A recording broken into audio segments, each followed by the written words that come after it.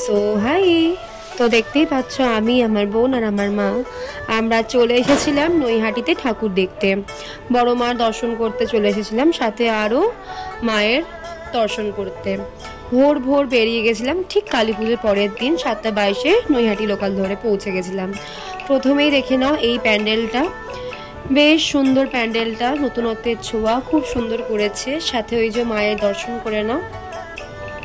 আর এই বছর হয়তো প্রত্যেক বছরই হয়, কিন্তু এই বছর মনে হলো বড় মাকে যাওয়ার যে পথটা একটু বেশি ঘোরানো হয়েছে। তারপর পথে আবারও একটা মায়ের দর্শন করলাম, তারপর অবশেষে বড় মার কাছে পৌঁছে গেলাম। বড় মার কাছে সবাই দেখে নাও।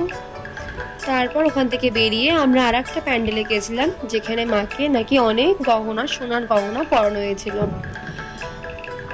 তো এই ছিল প্যান্ডেলটা খুব সুন্দর ছিল। প্যান্ডেলে প্রবেশ করলাম, করার পরেই দেখলাম যে হ্যাঁ সত্যি মাকে খুব সুন্দর করে সাজানো হয়েছে, অনেক সোনার গহনা পরানো হয়েছে। আমার ভিডিও যদি ভালো লেগে থাকে তাহলে অবশ্যই লাইক, শেয়ার, কমেন্ট, সাবস্ক্রাইব করতে কিন্তু ভুলো না।